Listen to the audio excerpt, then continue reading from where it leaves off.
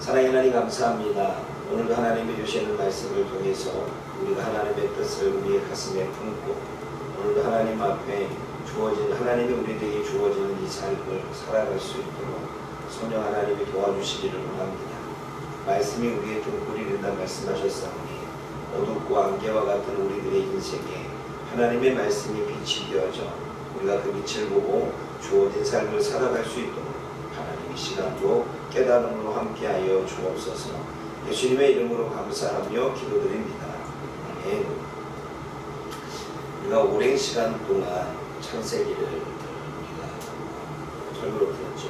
근데 아마 여러분들이 또 묵상을 하면서 물론 전에 있던 것들 다 기억나지 않겠지만 묵상을 하면서 아마 새록새록 또 깨닫는 부분들이 분명 있을 것입니다. 그게 말씀의 신비고 말씀의 능력입니다.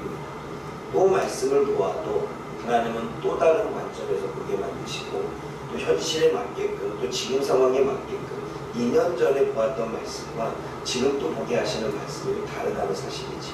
그래서 우리는 말씀을 연구하면 연구할수록 그때그때마다 주시는 하나님의 이 상황에 따라 주시는 이 메시지가 너무나 중요한 걸 우리는 깨달아야 됩니다. 그래서 매일같이 하나님의 말씀의 묵상을 통하여 하나님의 음성을 듣는 것 너무나 중요하다라고 하는 것이지. 오늘 본문의 말씀은 이렇습니다. 이미 우리가 아담과 하와가 죄를 지었고 그 죄에 대한 부분으로 하나님은 오늘 저주를 내리시는 것을 보게 되어지는데 먼저 유혹했던 뱀을 저주합니다. 뱀을 저주하는 것은 배로 다니고 그리고 흙을 먹을 거라고 이야기하며 여자의 후손과 원수가 된다고 말했는데 여기서 말하고 있는 여자의 후손은 바로 예수님을 이야기합니다. 그래서 예수님과 영적인 전쟁 가운데 결국 패배를 당하는 일들이 벌어지게 되어지죠. 또 여자의 저주는 무엇이냐면 우리가 잘 아는 것처럼 임신의 고통 가운데 나아가는 저주라고 말합니다. 그러나 그것만 저주가 아니라 우리는 남편을 원하고 남편을 다스린다라는 것도 또 하나의 저주에 속합니다. 여러분, 우리가 남편을 원한다는 것은 자꾸 남편에게 사랑을 갈구하는 모습으로 비춰질 수 있지만 그게 아니라 주도권 싸움이라고 이야기합니다. 그래서 우리가 그러잖아요. 신혼부부가 딱 결혼하게 되면 주도권 싸움에서 이겨야 평생을 우리가 이렇게 내 뜻대로 갈 수 있다라고 이야기하죠. 다시 말해 자신이 원하는 가정상, 자신이 원하는 것들을 이루기 위해서 주도권 싸움을 하는 것이 바로 여자는 남편에게 주도권을 빼앗고 남편에게 지배를 하려고 하는 이러한 마음을 행할 때 질서, 하나님은 그래도 남편에게 권한을 주었기에 남편이 다스리게 될 거다라고 하는 이 이야기를 하고 있는 거죠. 어쩌면 지금도 여러분, 우리가 초창기도 그랬지만 지금도 우리는 하나님의 질서를 깨고 자꾸 우리가 지배하려고 하는 마음을 갖습니다. 우리가 지배하려고 하는 것은 사단의 습성입니다. 하나님의 질서는 창조주가 피조물을 다스리는 게 하나님의 질서입니다. 그런데 피조물인 사단이 하나님을 대적하고 하나님의 말씀을 거부하고 하나님의 뜻을 따르지 않고 하나님보다 위에 서려고 하는 것 하기에 문제가 되는 것입니다. 그런데 지금도 이 세상도 마찬가지입니다. 이 세상은 지금도 지배권 싸움을 합니다. 상사는 자기 부하 직원을 지배하려고 하는데 부하 직원은 또 상사 머리 위에 올라가려고 하고 부모는 아이들을 다스리려고 하는데 아이들은 부모 머리 위에 올라가려고 합니다. 남편은 아내를 다스리려고 하는데 아내는 남편 위에 올라가고 합니다. 다시 말해 질서가 깨어지는 거죠. 하나님의 창조의 질서가 깨어지고 하나님이 원하시고자 원하시는 계획의 질서가 깨어지는데 우리는 그 질서가 깨어지는 것을 알지 못한 채 우리는 지금도 사단이 원하고 사단이 바라는 대로 살아가고 있다는 거죠. 그래서 질서를 지키는 건 너무나 중요한 것입니다. 하나님이 모세와 아론의 손을 들어준 모세의 손을 들어준 이유는 하나님께서 질서대로 모세가 이스라엘 백성들을 다스리는 권한을 주었기 때문입니다. 다른 것 없습니다. 모세가 잘해서가 아니라 모세는 이미 후처들을 했고 하나님 원하지 않은 방법을 살았지만 하나님은 모세의 손을 들어줬던 이유는 질서 때문입니다. 그러므로 사랑하는 여러분, 우리가 볼 때에 우리의 위에 있는 사람들이 또 우리의 위정자들이 우리가 볼 때 잘못된 삶을 살아가고 잘못된 일을 해도 그것은 하나님이 우리들에게 만든 질서이기 때문에 우리는 그 질서를 위해서 또는 그 질서가 제대로 움직이기 위해서 하나님 앞에 엎드려 기도하고 그 질서에 대한 거부와 반역은 하나님이 원하시지 않는다는 뜻이죠. 그러므로 오늘도 저와 여러분들은 그 질서, 오늘도 우리가 그 질서대로 살아가고 있느냐는 너무나 중요한 것입니다. 만약에 그렇지 않다면 우리는 불순종하게 되는 거죠. 그것조차 불순종하게 되면 지금 불순종하여 이 지금 뱀도 여자도 아담도 저주를 받는데 신명기 28장에 순종하는 자에게는 복을 주시지만 순종하지 않는 자에게는 저주를 내리신다고 분명히 말씀하고 있고, 성경에서도 계속 순종하는 자에게는 하나님이 복을 주시는데 순종치 못한 자에게는 하나님이 그 순종치 못한 것에 대한 책임을 묻는 것을 우리가 보게 되어집니다. 그러므로 여러분, 질서를 지킵시다. 버스 탈 때만 질서시키시면 안 되고, 우리 영적인 질서, 하나님이 세우시고자 원하는 질서를 잘 지켜가서 저와 여러분들이 하나님의 복을 받아 누릴 수 있기를 주님의 이름으로 부탁을 드립니다. 아담이 받은 저주는 아내의 말을 듣고 불순종하게 되어지죠. 분별력을 잃어버립니다. 그래서 남자들이요, 여자 말을 들으면 분별력을 잃습니다. 여자가 또 한번 딱 물어버리잖아요. 분별력을 완전히 잃어버립니다. 여자가 화를 딱 내잖아요. 분별력을 완전히 잃어서 어찌할 바를 모릅니다. 그게 남자입니다. 남자가 강한 것 같지만 이게 강하지 않습니다. 여러분, 이 분별하지 못하는 것이 이 남자들 참 그렇습니다. 그렇게 남자들이요, 여자들보다 영적으로 덜 예민할 수도 있죠. 여러분들 그렇게 하시고 남자들은 잘 옳은 말로 이끌어올 수 있고 분별할 수 있기를 부탁드립니다.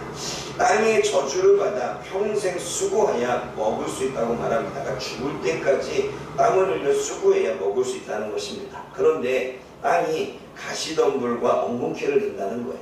그러니까 땅도 저주를 받아서 쉽게 먹을 수 없다는 것입니다. 그러니까 농사를 지었는데 매일 농사를 지은 것만큼 계속 열매를 맺는 게 아니라 이 문제가 생기고 저 문제가 생겨서 수확량이 적어질 수도 있다는 것입니다. 그런데 이 일을 평생 해야 된다고 말합니다.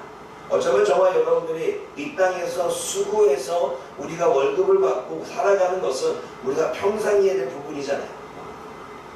그리고 그렇다고 해서 우리가 원하는 대로 소득이 이루어지면 좋겠지만 그렇지 않습니다.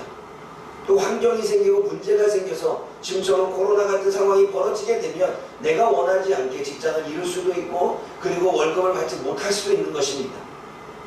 그러므로 죽을 때까지 평생 수고해야 먹을 수 있지만 그것조차도 가시덤불과 엉겅퀴를 내는 건 아담이 받은 저주라고 하는 사실이죠. 그러나 그 저주는 하나님이 주고 싶어 준 저주가 아니라 우리가 하나님의 뜻에 하나님의 말씀에 순종하지 못해 받은 저주라는 사실을 우리는 깨달아야 됩니다.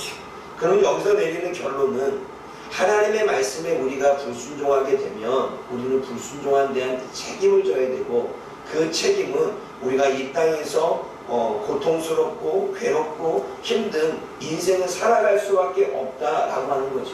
그렇기 때문에 죄를 지으면 고통을 받는다라고 하는 것은 맞는 이야기입니다.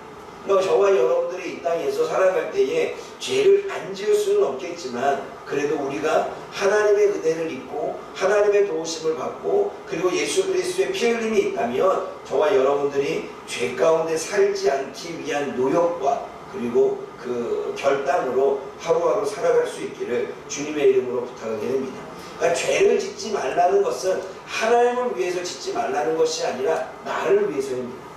왜냐하면 내가 하나님의 은혜를 누리고 하나님이 나에게 주시는 그 공급, 은혜의 공급을 단절하지 않기 위해서 나를 위해서 죄를 짓지 말라는 것이지 하나님을 위해서 죄를 짓지 말라는 것이 아니라는 사실이죠.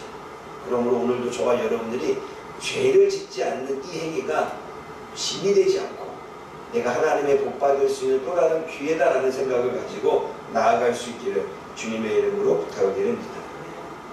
우리가 두 번째로 생각해 봐야 될 것은 20절과 21절의 이야기인데 21절에 하나님이 아담과 그의 아내를 위하여 가죽옷을 지어 입히십니다. 가죽옷을 지어 입히신 것은 사단이 속였지요. 수치심을 느끼고 부끄러움을 느끼고 죄책감을 느껴서 숨어버릴 거라고 하는 이거를 이야기하지 않고 하나님과 같이 된다라고 하는 이 거짓으로 속여서 결국은 수치심과 부끄러움과 죄책감과 책임전가에 대한 이런 것들을 받게 되니 하나님이 그걸 덮어주기 위해서 가죽옷을 지어 입히십니다. 그러니까 가죽옷이라고 하는 것은 우리의 부끄러운 것을 덮어주는 거지.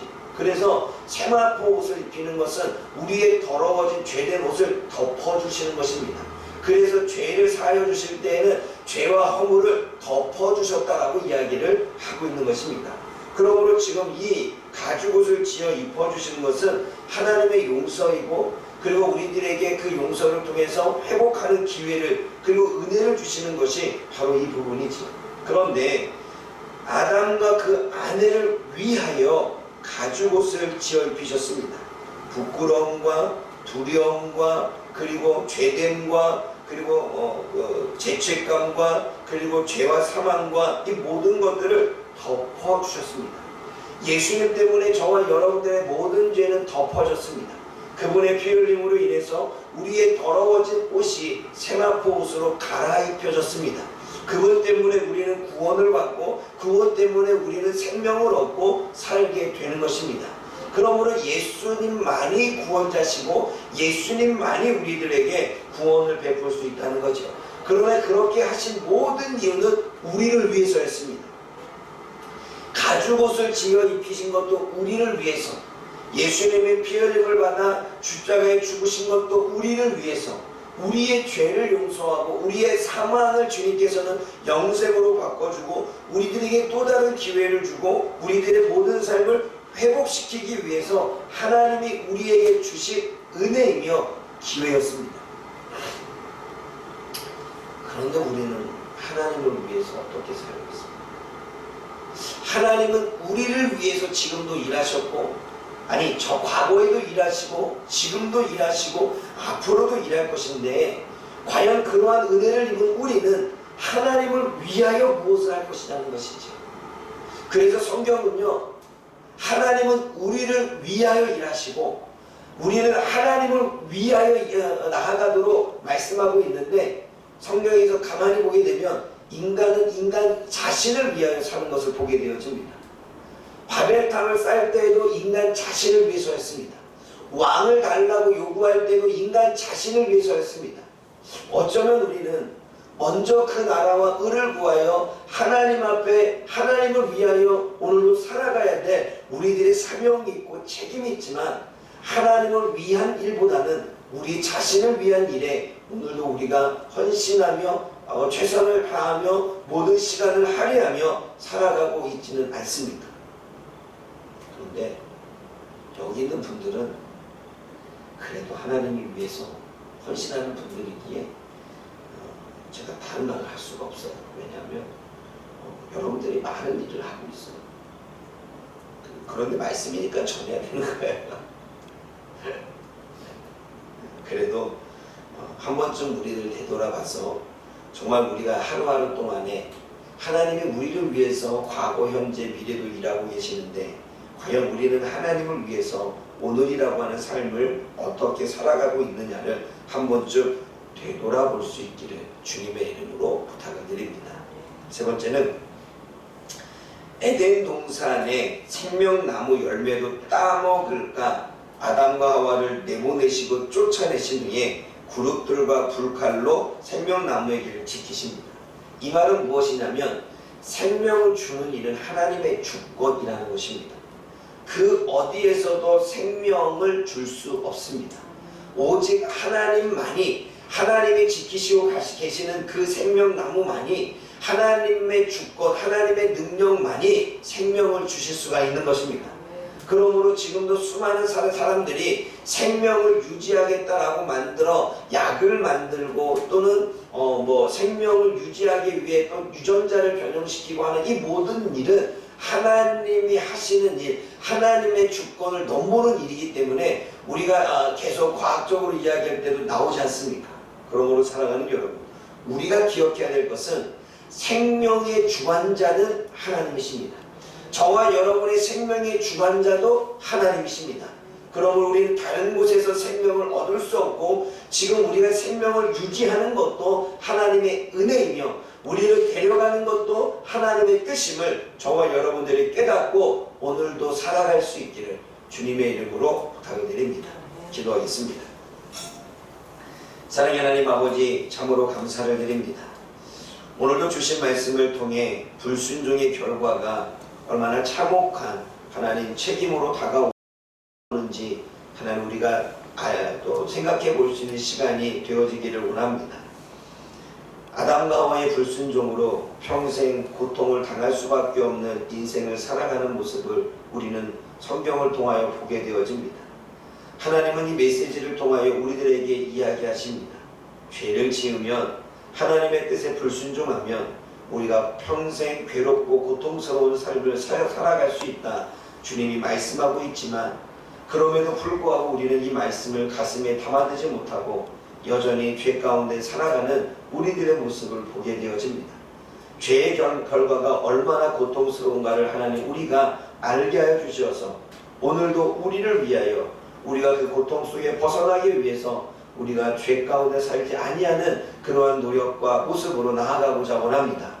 성령 하나님께서 우리를 도와주셔서 그 모든 죄 가운데에서 구원하여 주옵소서. 특별히 그런 우리들을 용서해 주시고자 가죽옷을 입혀주시니 감사합니다. 회복의 길을 주시니 감사합니다. 이것 또한 하나님 우리를 위한 하나님의 주시는 은혜인데 과연 우리는 하나님을 위해서 무엇을 하며 살고 있는지 한 번쯤 우리 삶을 되돌아볼 수 있도록 하나님 이 말씀을 통하여 우리의 생각과 마음을 점검하는 시간이 되게 하여 주옵소서. 뿐만 아니라 생명의 주권은 하나님의 것입니다. 다른 곳에는 구원이 없고 다른 곳에는 생명이 없습니다. 오직 하나님의 주권자이신 그 주님의 능력 앞에 우리가 엎드려 그 생명의 주권을 가진 하나님 모습 앞에 겸손해질 수 있는 우리 모두가 되어질 수 있도록 하나님 도와주옵소서. 예수님의 이름으로 감사하며 기도드립니다. 아멘.